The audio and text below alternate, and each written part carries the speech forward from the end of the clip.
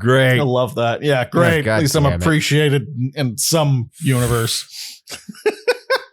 You know who's appreciated in this universe? Who's that?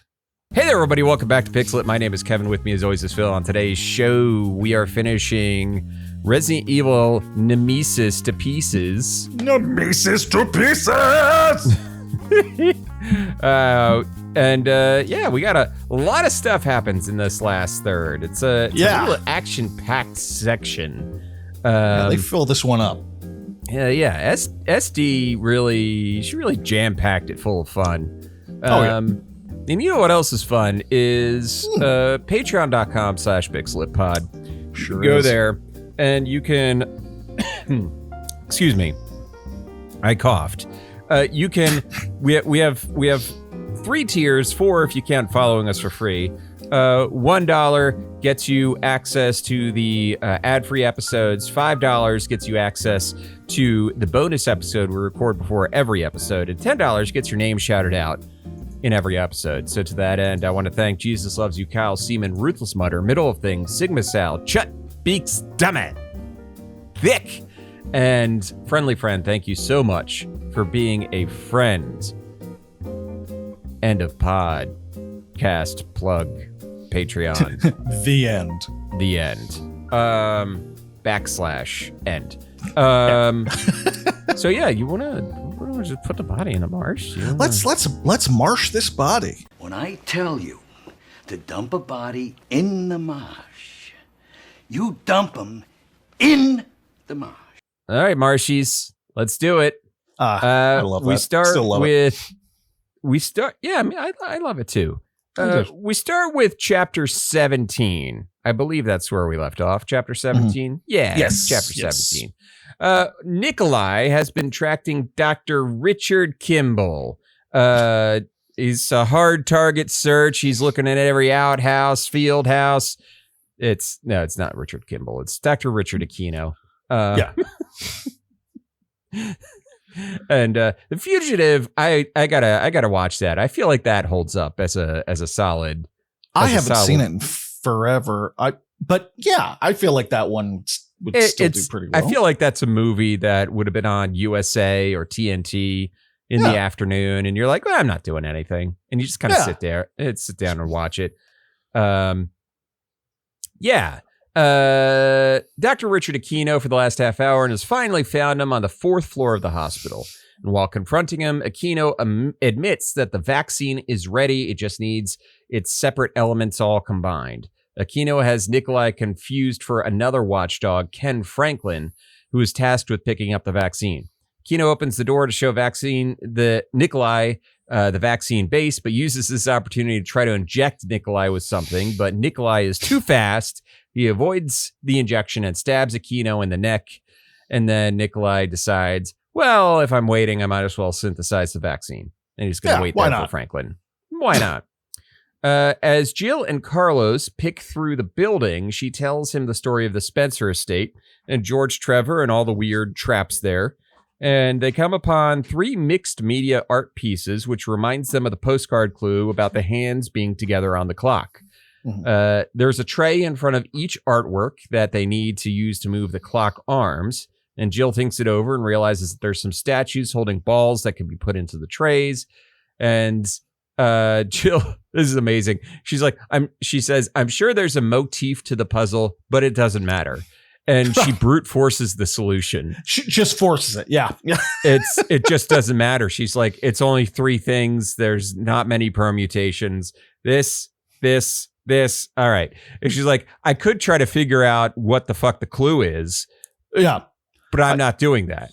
I feel like this is another example of our author as the player trying this out for the first time and being like, just do it all. Just do all of them. I don't have time for your little game, you know?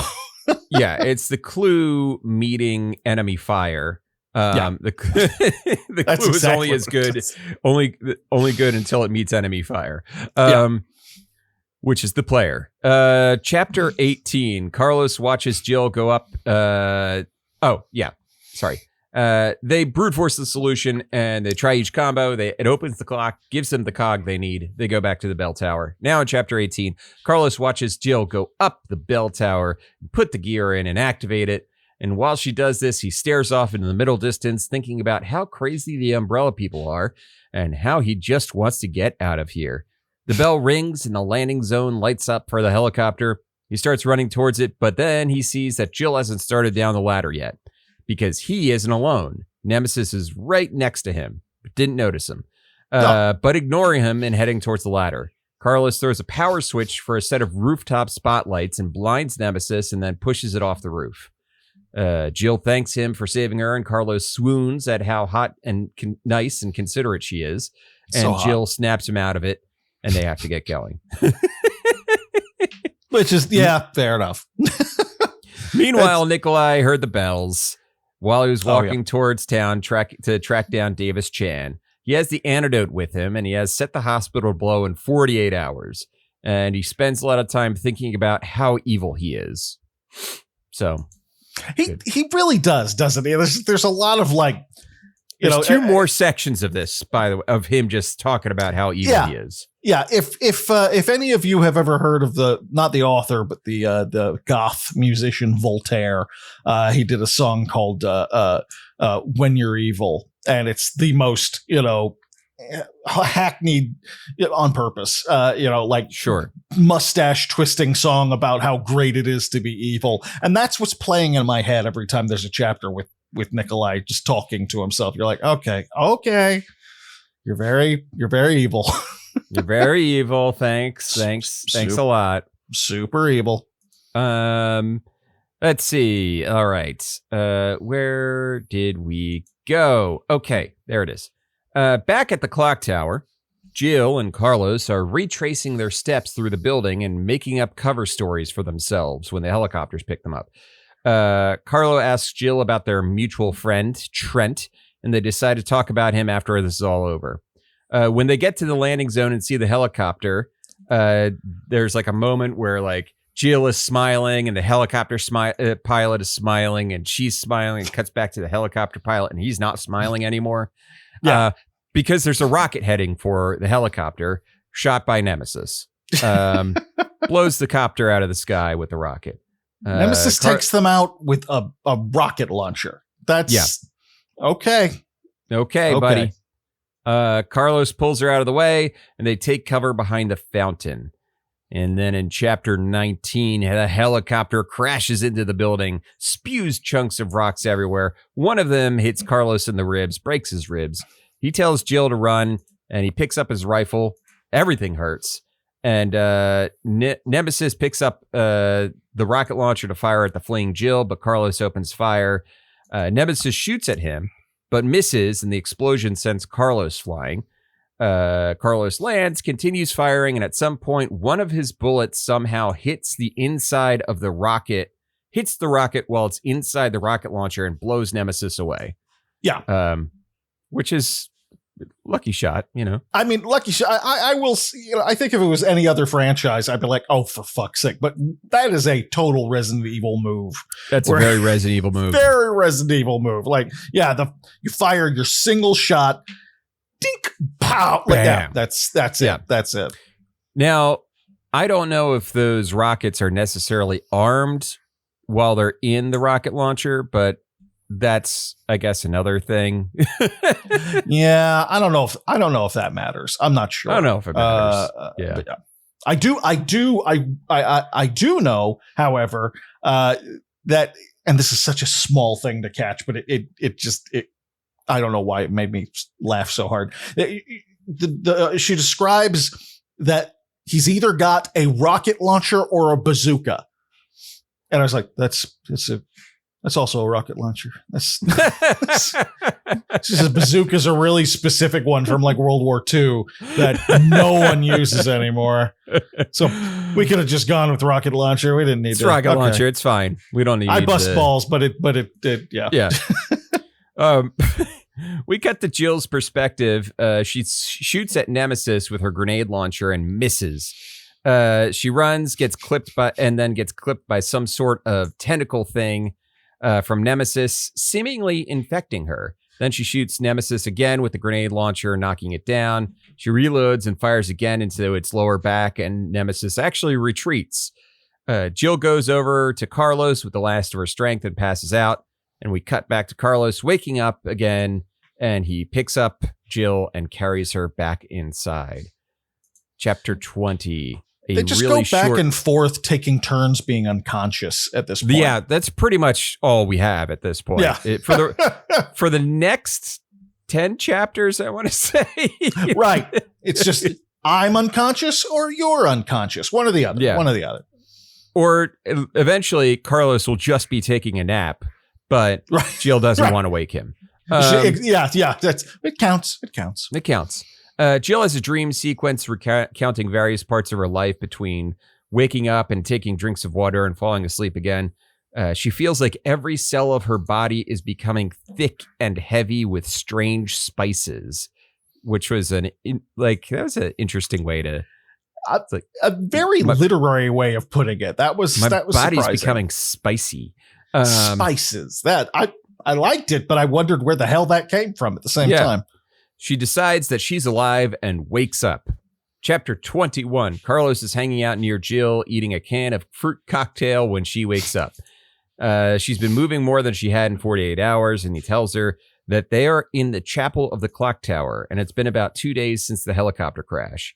He's been caring for her wounds, and it didn't seem infected, but Jill is like, nah, I'm pretty sure I'm infected. Maybe it's going slower because it was from Nemesis, or perhaps I have some immunity from the Spencer estate. So Carlos is like, all right, I'm on it. He grabs her weapons and heads out to go to the hospital to find the potential vaccine. Meanwhile, Nikolai is waiting for Ken Franklin. Davis Chan has been a wild goose chase as he managed to avoid Nikolai while filing his reports. Nikolai was further distracted by looking into the appearance of an Asian woman in a red dress near the police department, but he lost sight of her. Who could that be? Who could it be? Ada? Ada Wong. Ada? It's more like Metal Gear. Yeah. I think I was just falling back on standard anime voice. Yeah. Ada Wong. Ada Wong? Metal Gear? Snake! Stars. He's waiting to get the jump on Franklin, but Franklin is a fast draw and actually has Nikolai dead to rights in the blink of an eye. He has every advantage to get Franklin, but Franklin comes in the door and has Nikolai in his crosshairs faster than It's Nikolai impressive. can get his gun back up. Yeah. Like, good for you. Good for you. Good for you. He should have just shot him, but he didn't. Yes, that is true. Nikolai bluffs for a bit, says he was sent by Trent to the hospital, and convinces Franklin that he needs help cracking a safe. And then when Franklin turns his back, Nikolai grabs his gun, gets him to give up the location of Davis Chan, and then shoots him in the stomach. And then Carlos shows up. Chapter 22, Carlos puts his hands up. He tells Nikolai that Jill is dead, so he won't go after her. Nikolai shows Carlos that he's holding the vaccine. Carlos keeps Nikolai talking while noticing Franklin, who's still alive, has pulled the pin on a grenade. Carlos keeps backing up slowly and then dives when Franklin throws the grenade. Nikolai dives out the window of the hospital, shoots at Carlos when he pokes his head out. And then Carlos notices that the vaccine tube is on the floor because Nikolai dropped it. Meanwhile, Nikolai is justifying that he's still in control of the situation and all that when he realizes he could shut the power down to the hospital and let the hunters loose in the hospital before blowing it just to be extra evil. Yeah. That's just to be extra mustache twirly. Mustache That's truly twirly. what it is. Yeah. Meanwhile, Jill's having itchy, tasty dreams in the hospital. Yeah. Carlos is gathering all the medical supplies that he'll need for Jill when the power goes out, and he realizes that this could only mean bad things. Yeah. While he's in the stairwell, Carlos encounters 3 hunters and begins to engage them. He kills one and makes his way down to the lobby where he finds one of the bombs set up by Nikolai. Carlos then sprints towards the exit and gets out just in time for the hospital to blow up. And then Jill Jill pulls him back up and limps forward. So wait, just Jill?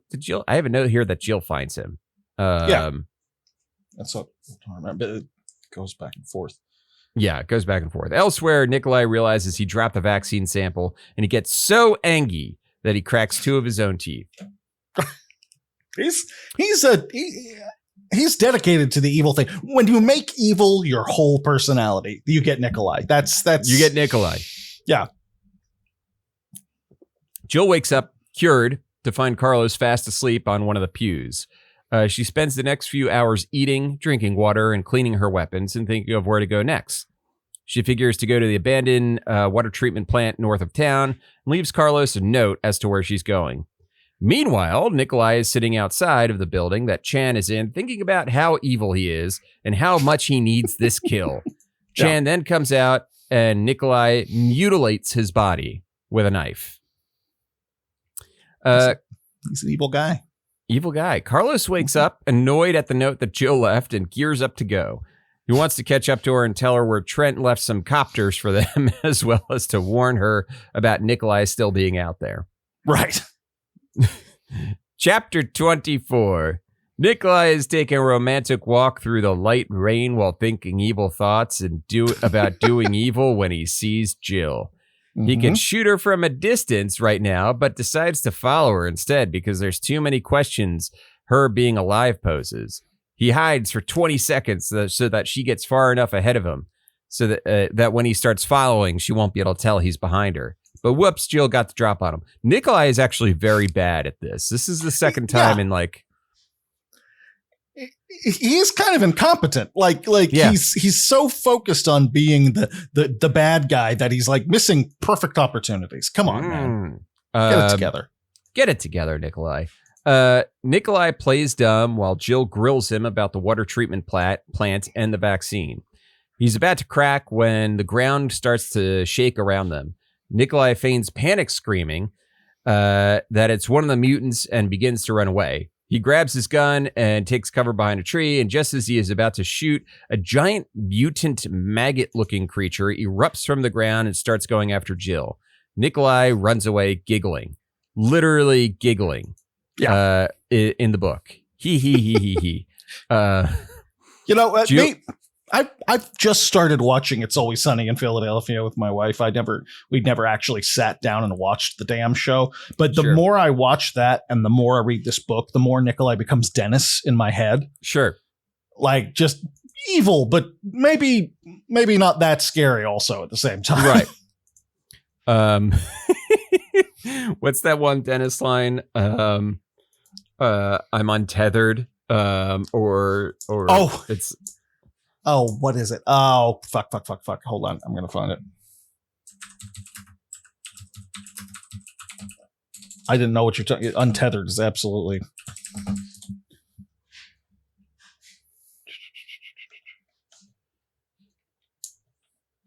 I'm untethered and my rage knows no bounds. That's what it is.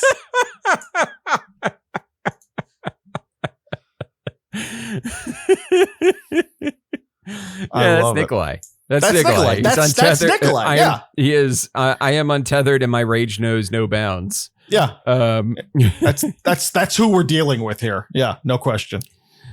Jill runs from the worm thing. She fires at it, doesn't really do much, and she sees a bunch of lamps around a pool that they're near. And has an idea. She jumps into the pool and baits it to get into the pool. And then she gets out on the other side and shoots a lamp that is near the water, causing it to fall into the water and shock it, frying the monster worm thing. Afterwards, the fried worm smells so bad that Jill vomits until there is nothing left in her stomach. And then she heads towards the water treatment plant. It's like that's your limp. Okay. I'm not going to judge. I thought it was a good, I mean, I get it. Like, she's seen a bunch of bad shit. I think it's the smell. Like, yeah. Like she's probably like nose blind to most smells at this point.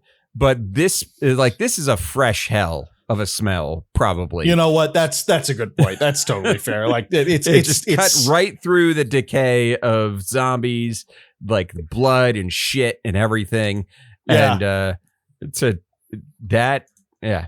it's not necessarily that it's worse. It's just this is a new one that is also bad. This is a new one. Yeah. Yeah, that makes sense. Meanwhile, Carlos is making his way through Raccoon City after Jill. Chapter 25.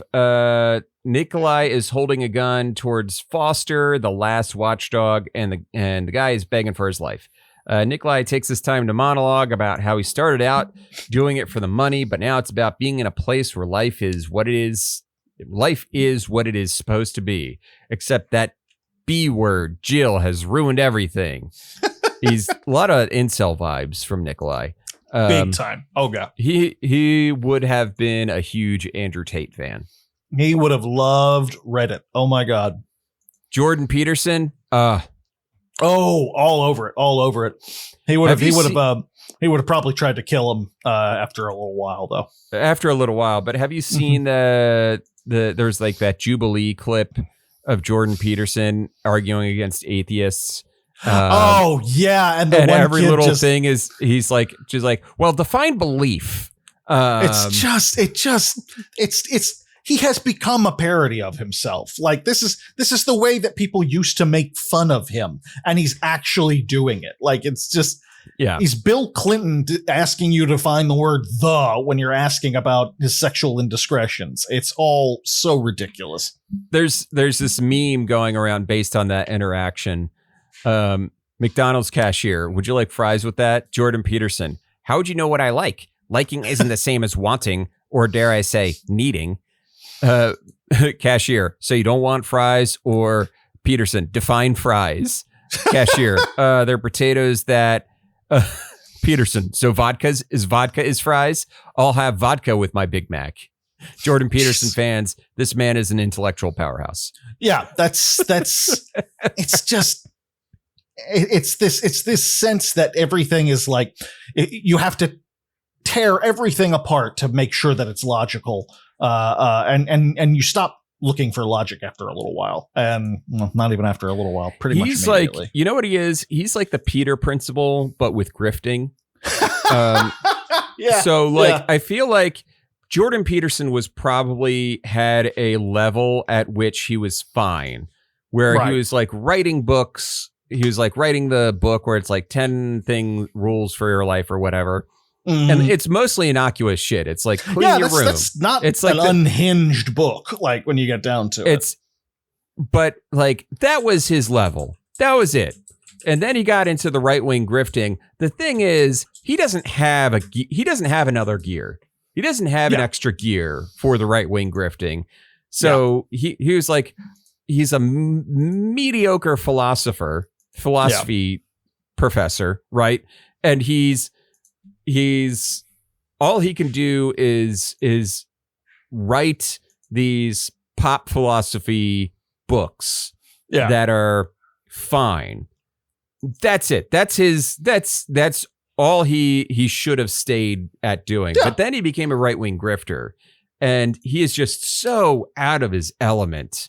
Oh yeah, he doesn't know what he's doing. He's not. He doesn't know what he's doing. He doesn't know how to argue any of these points. This is not his game. Right. It's Andrew Wakefield. You know, Andrew Wakefield. All he wanted to do was scam his way into a new vaccination thing that he designed so he could make $1 billion. That's all. But now he's found himself as the leader of this, revolution of kooks, and he has to go along with it, and he's not prepared for that. No, not at all. Is Andrew Wakefield still alive? Unfortunately. Okay. Oh yeah, he's got a while. He's not terribly old. Andrew Wakefield. He is not a good looking man. I mean, I can't imagine he's aged well. He is just a mess on so many different levels. Yeah. Anyway, he's Andrew Wakefield.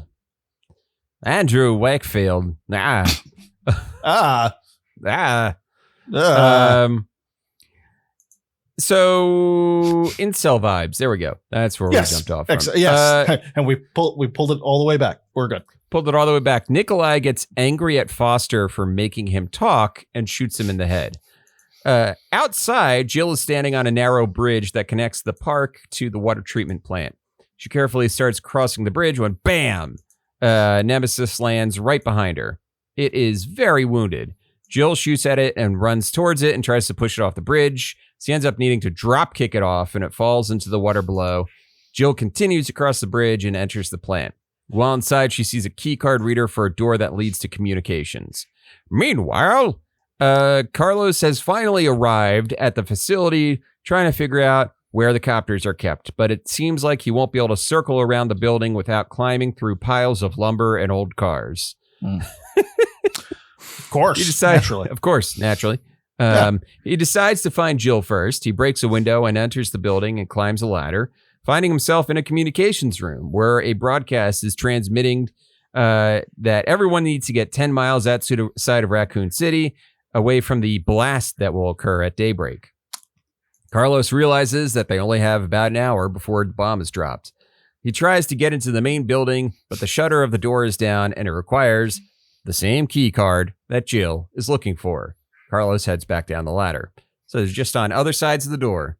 Just so close, you know, sliding doors. Yeah. Keanu Reeves, you know. Somewhere out there plays distantly in the background. Lake House. So Keanu Reeves was not in Sliding Doors. He was in the Lake House. Yes. Which is a similar movie to Sliding Doors, right? I mean, yes. It's parallel timeline shit. All I know is that it's like a magical mailbox, if I'm recalling correctly. That's all I got. They are 3 years apart in time, and they can. But sorry, spoilers. That's the twist of the movie, is that they figure out at the end. They're 3 years apart. Okay. That they can mail it. Yeah. I hadn't thought of that movie maybe in 20 years since you brought it up, and it might be a less than 20-year-old movie. The last time I thought about it was the Alan Wake 2 DLC titled The Lake House. Oh, well, yeah, that'll do it. That'll do it. Yeah. Chapter 26. Nikolai sees Jill and slips back into hiding, waiting for his laptop to combine all the watchdog files. He heard the evacuation order come through, and he was on his way to make a call for a helicopter when he heard her footsteps. He considers her showing up a gift from fate, so he is able to answer all the questions that he has lingering, and also possibly rape her. If he's got time. Throwing that on the top there. If he's got time. As Jill searches through the building for the key card, she gets jumped by Nikolai. She realizes that he basically has gone into a full-blown psychosis and considers what she can do. She's like, what do I like? She's remembering her rape defense training. This is in the book. Yeah. That's right. When things are looking the darkest, Nemesis crashes through the ceiling. Tentacles come down, grab Nikolai, and rip him in half. Nemesis is against sexual violence. Let it be known, this is not his bailiwick. He's not a bad guy when you get down to it. When you get down to it, he's just a murderer, and that's his job. That's it. Exactly. It's kind of like Am, like he's kind of like Am. He is as God made him, and when I say God, I mean Umbrella. Yeah. She grabs her grenade launcher and runs through a door, which leads her to a room where there's a bunch of dead Umbrella workers, just piles of bodies. She starts looking through the bodies to find anything that can help and finds a key card, probably the one she was looking for.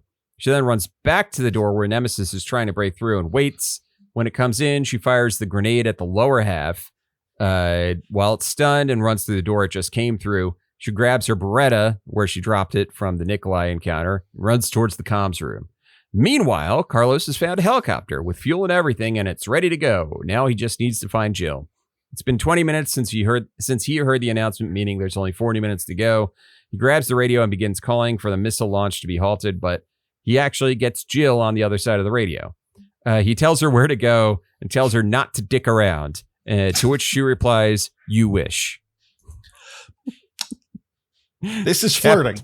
This is flirting. That's flirting. Chapter 27. Jill runs in the direction Carlos told her, thinking about how bombing the city was probably the only thing Umbrella was ever going to do. She then stumbles upon what Carlos had thought was a generator, and she finds that it's actually some sort of laser cannon. Now, in the remake, it's not a laser cannon. It is what's it? What are those guns that shoot bullets at like near light speed? It's like the mag. Rail gun. It's a yeah. It's a rail gun or a mag cannon or something like that. Yeah. Rail guns are fucking wild, man. Fucking crazy.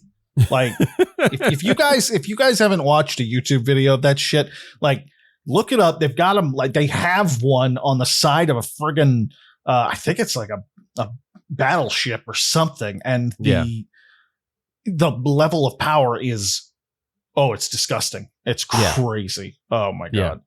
And that's actually what in the Halo books, I believe that's what the Mac cannons are in. I think Halo. I think that's the idea. Yeah. Is it because it's basically just shooting a massive projectile at like near light speeds, and it just rips right through the Covenant shield, using the most powerful magnets of all time, basically. Yeah. Fucking cool. God, we got thunder in my sector here, so if I disappear, it's because the Lord finally took me. The Lord finally took him. Mm-hmm. Chapter 27, Jill, laser cannon. While she's looking at it, Carlos throws the door open, yelling at her, get a move on. The door closes behind him while she is apologizing for being slow. And then Nemesis crashes through the ceiling, horribly mutated, and shorting out the locking mechanism on the door. They barely have any. It's chapter 28 now. They barely have any ammo left. Carlo tells Jill to operate the laser cannon while he distracts the bubbly mess that used to be Nemesis.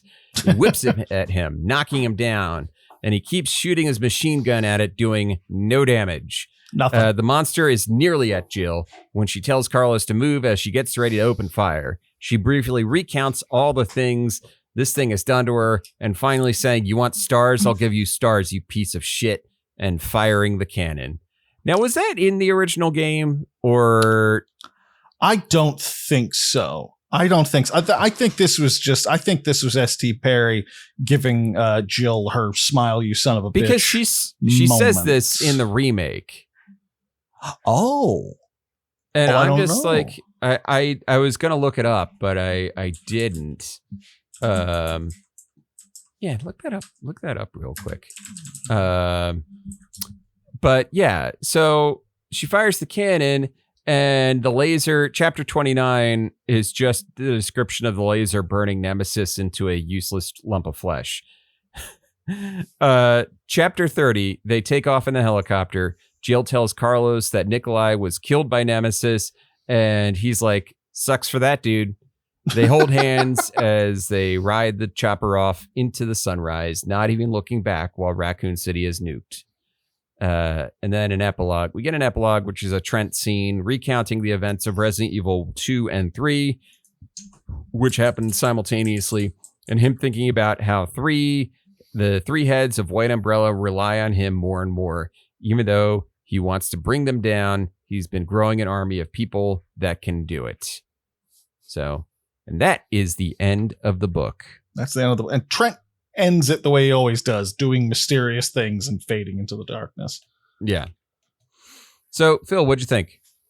It was good. It was good. I think we spoke about this with another book recently, but I think the strongest thing it did was made me want to, re-download Resident Evil 3 and play it through again. It's just the same enough, just different enough. It's a page turner, nothing crazy, right. Nothing, not going to win a Pulitzer, but perfectly serviceable, perfectly cromulent adaptation. A perfectly cromulent adaptation.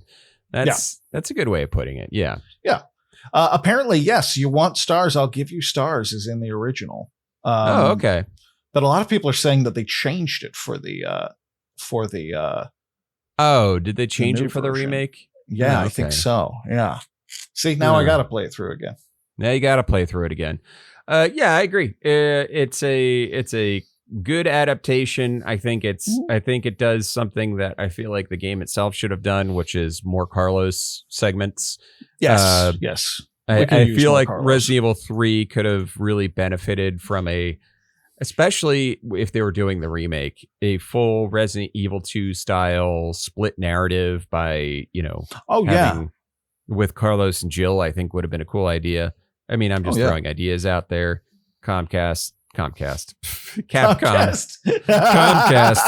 Feel free to Comcast hire called me. me as well. Yeah. Yeah. Capcom, I'm here for you guys. What's up? What's up? But yeah, I agree. It's a good book, fun read. Looking forward to the next one in another year. Another year. I mean, we got 2 of them left. 2 of them left. That's crazy. We have read 5 of these things, 1 a year. So that just tells you we are and that's us. We're the beginning of our 5th year now. Is it the beginning of our 5th year? Jesus sure is. Christ. Yeah. Jesus H. Christ on a man. stick. It's a good show. What can I say? A good show. It's a good show. Phil? Yeah. What are you playing? First and foremost, I finished Promise Mascot Agency. I don't know if I mentioned that on the last episode. I don't remember. No, you were close to the end, but yeah, I finished it. Great damn game. It's one of the most enjoyable low pressure style kinds of games I've ever played. The exploration is fun. The storyline is completely unhinged. It is the most Japanese game I've ever played, as we've discussed. Yeah. I had a really good time with it. I think it's no brainer purchase for people who like that kind of open world collectathon. Yeah. Just crazy storyline. So sort of if like any Paradise of that appeals Killer. to you, If you liked Paradise Killer, give Promise Mascot Agency a try. It's totally worth it. That being said, I think that's probably a small audience that we're speaking to. Yeah, that's fair. I wouldn't be surprised though if we see this on a lot of people's Game of the Year list. Yeah. I'm sure it'll be on ours, but I mean, like, I think this one is kind of going to be a dark horse. Yeah. After that, I made good on the thing I've been telling myself I was going to do for well over a year, and I started up Rogue Trader again. And I'm having even more fun with the second playthrough than I did when I never finished my first playthrough, and I'm just really enjoying myself. Playing Iconoclast, full melee, and I just got my blood cultist lady, and so it's me and her and Abelard, who are all melee specialists, charging in Nice. face first and just tearing shit up, and it's super fun. I'm having a lot of fun with that. Abelard is Abelard's so much fun. Yeah, he is so much fun, and I just love the guy. Oh yeah, he's a sweetheart. He is there's a reason that he is memeified in so many communities with the Warhammer shit. That like he's just a fun character. They should probably do their best to actually put him in the lore in a novel. Yeah, like the Black Library I or would something I would like him to be in the canon somewhere, because I know Rogue Trader, because Rogue Trader it's a TTRPG, and the computer game version of that. It's kind of like in the sandbox area of Warhammer, where it's none of this really affects canon. It's kind of doing its own thing. It's doing its own in a thing. big way. It's in the Coronis Expanse. Right. It's like right. You're in the Coronis Expanse, and you're cut off from the rest of the Imperium.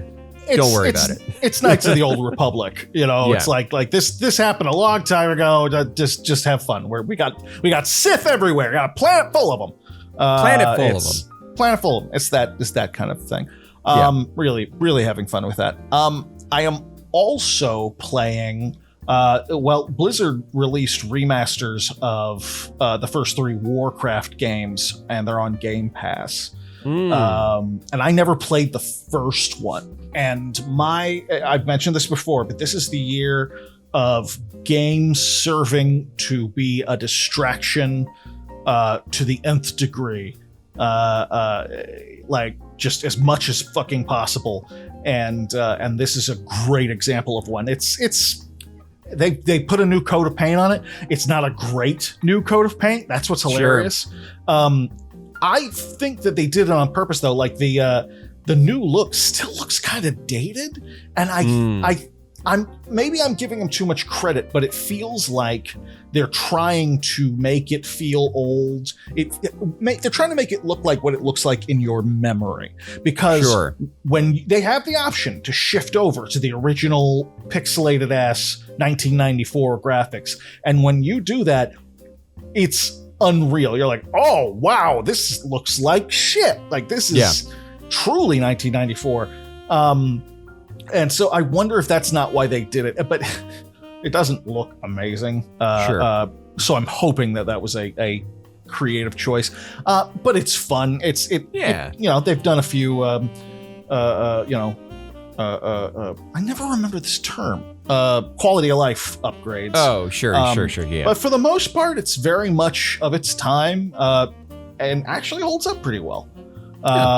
So I'm enjoying it. It's just a nice casual little thing, to throw on and play a level through and join the horde and kill some man. Which I'm big into these days. Yeah. Kevin, what are you playing? Oh, okay. All right. So I'm playing Stone of Madness. Yes. I finally got that. Playing Stone of Madness. It's currently one of my Steam Deck games, but it's a lot of fun. I mean, it is really unique. There's not much I could say to compare it to. So we've talked about Stone of Madness, at least the demo on the show before. But the general idea is that you control a group of people who are imprisoned in a what is it, like a monastery or something like that? Yeah, it's a monastery or something. Yeah, and you're just trying to get out because you are now there beyond. Almost everybody went there for some sort of healing and is now being kept there against their will. So each the first character you get is a priest who has everybody has their strengths and weaknesses. So like the priest, for example, is weirded out by dead bodies and it lowers his psyche. The second guy you get can't be in the dark.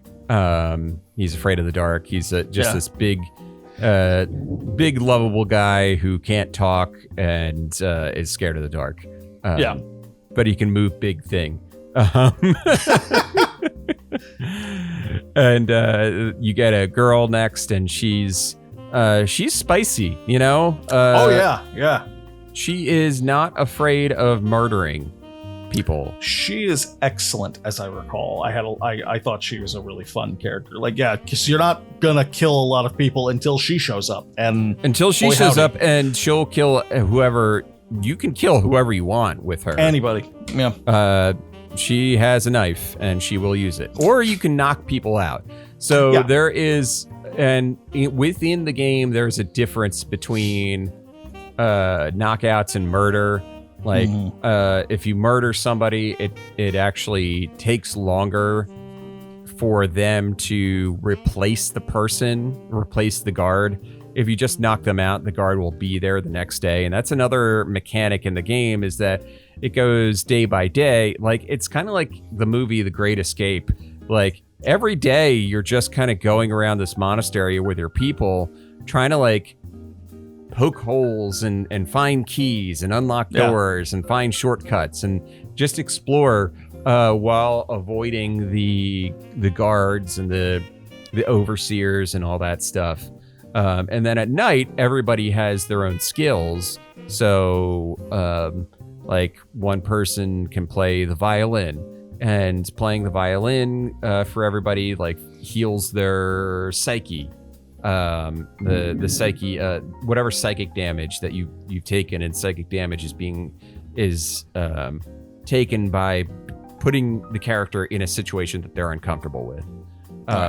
So the woman is afraid of fire, so you have to make sure any braziers that are lit are turned off. But that's where the balancing act comes into play, because your priest dude, right, is he can turn off the fire, and he's fine in the dark. If she kills somebody, he can't handle the dead body because he's afraid of corpses. The big strong dude can't extinguish fires because he's afraid of the dark. But he can move corpses. She can move corpses, but like it has to be in the dark. It can't be near a brazier, like a big fire or a fireplace. So it's like this. It's almost like a rock, paper, scissors between the characters of like, all right, this character has to do this stuff. Yeah. Otherwise, because it's either in their skill set or it's not one of their weaknesses. So it's a neat game. It's from the Game Kitchen. It's the same people who made Blasphemous. Couldn't be any less like that. But it's very, very Spanish Catholicism, which is super, honestly, very blasphemous. Yeah, pretty metal, pretty cool. Yeah. So yeah, and they have another game coming out this year. So Stone of Madness came out in January. They have another game coming out this year, the Ninja Gaiden. Right. Side-scrolling. God, they platformer. are hauling ass. They really are tearing it up with these games. Jesus. Yeah. So Stone of Madness, check it out. Still playing with my Rogue Trader playthrough with the new DLC.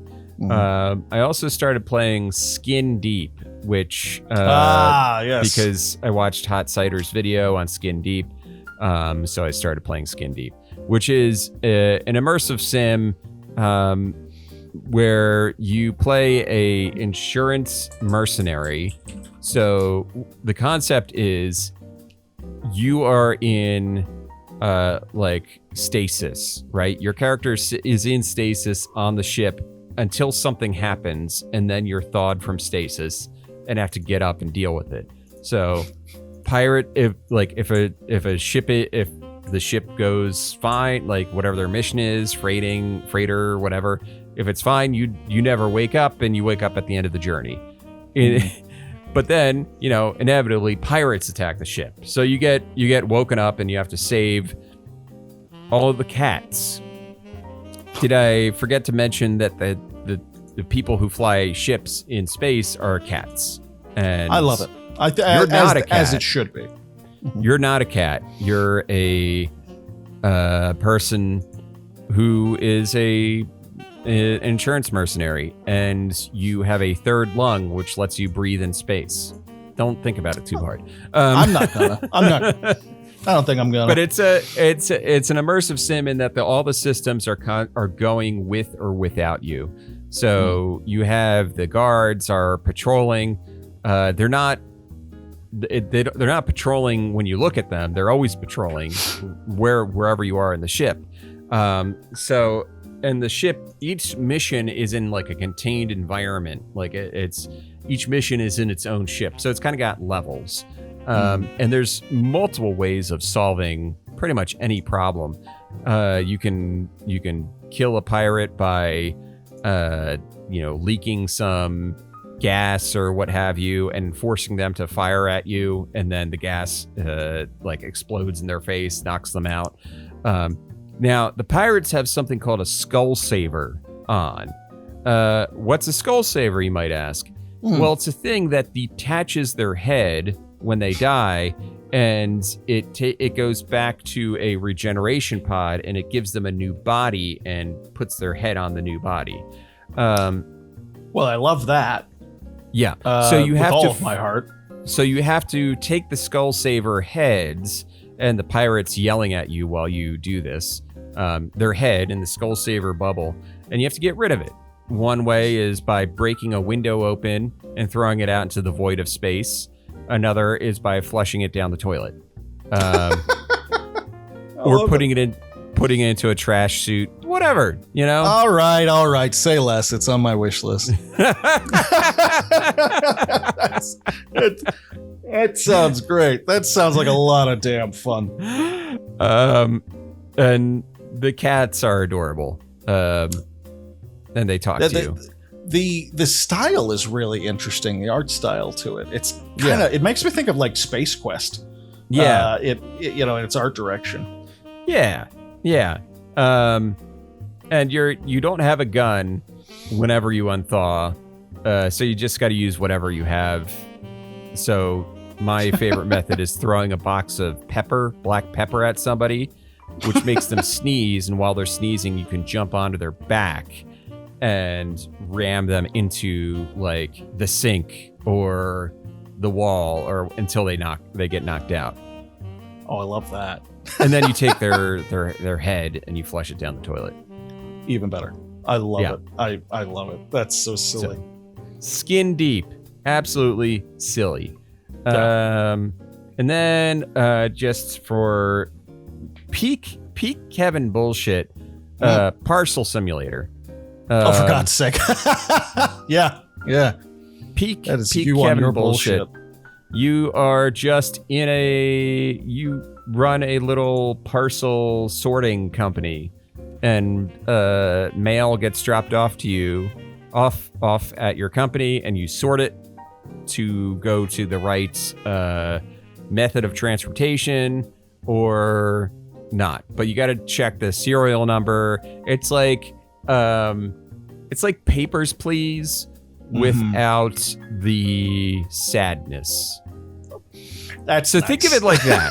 Think of it like Papers, Please, but there's no stakes. It's just chill. You know, there's just vibes. You know, there's a really like relaxing background music. You're just like looking at the package. You're making sure the country code matches, the country's flag matches on your thing, making sure the weight class is right, the serial number matches. And then as you get money, you could start automating these things. So as the packages come in, they get automatically scanned and all that stuff. So, yeah. That's nice. Because it's kind of like Papers, Please is kind of like this War of Mine, where the gameplay of it is genuinely fun and challenging, but you have to be in a certain mood to actually play it. So it's nice to know that there are like a little more lighthearted alternatives.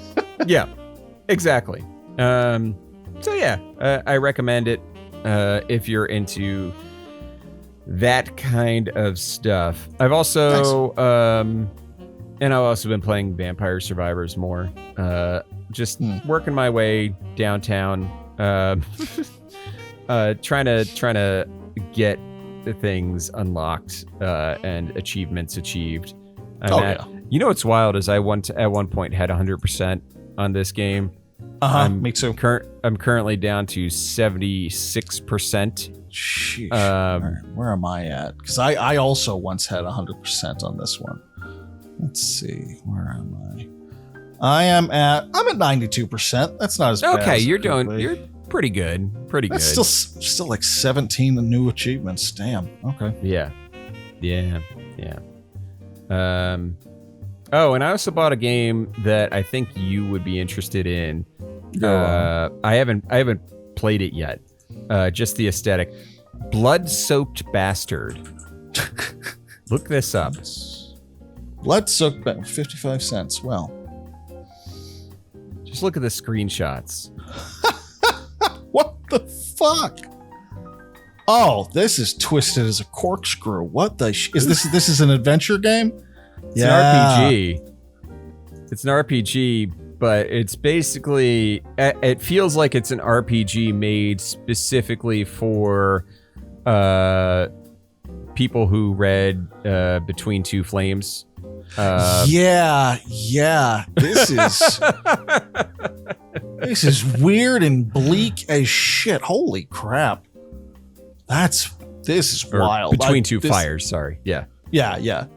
Here's the thing. It's $2 normally. It's currently 55 cents for the summer sale. And I'm checking out the reviews, and I was like, okay, so if it's that low, it's probably like a half-hour game or something. These guys, people with 14, 15 hours on it. It's really wild. Okay, so people put some friggin' time into this thing. Well, and the reviews are like, this is clearly an amateur project, but it's like, it's wild. Like, the art style makes me uncomfortable. Yeah, it's very upsetting. It's just amateur enough that it's extra creepy. You know what it is? It's like, when it's almost like Monty Python, the Monty Python animated segments art style, but like darker, like it's like the joviality has been taken out of it, and it's all completely erased. It's all just like what happens if Monty Python was sad instead. This is weird as fuck. I'm definitely interested. That's But yeah, bizarre. It came out at the end of last year, and I had it on my wish list, and I don't know why I didn't just buy it last year. Well, it came out in December. It was right at the end of the year. Actually, if I'm remembering correctly, it came out the day after Rogue Trader. No, sorry, Rogue Trader was the year before. I'm an idiot. So no. It probably came out. Well, it probably came after. There was probably something else that we were playing. But yeah, this is fascinating. Okie dokie. Definitely looking at this. Well, you know what, folks? That'll do it for tonight's episode. Thank you so much for listening, watching, wherever you're doing it from. Another year in the books, capping it off with a Resident Evil, and starting a brand new cycle. Yes. We got a Star War. I hear we got a Star War next. Okay. Yes, we do. We got a Star War, another Star War video game book. I'm excited. I also think it's because you're right. We're starting up a bunch of new properties lately because we have come to the end of so many of them. So getting The Witcher in, and now this is going to be the Old Republic, Star Wars: The Old Republic. So Fatal Alliances. I'm really looking forward to this one. Yeah, it's going to be awesome. Is it based on like KOTOR, or it's based on it's based on the MMORPG that came out after the first two, but they're all in the same universe. Got it. So yeah, got it. Yeah. Okay. So should be interesting. Yeah. Phil, so I had a question before we go. So Sir Gawain, the Green Knight, has been standing in my yard every night between the hours of 2 a.m. to 4 a.m. and he's ringing a bell with a dolorous sound. So do I start charging him rent, or? It's yes, but you can't be like, you can't just come at him with the request for rent. You have to go about it in a courtly way, that he'll recognize. So the first thing you're going to do is get a fan, like one of the old-fashioned, hand fan, and then you're going to take a dump on his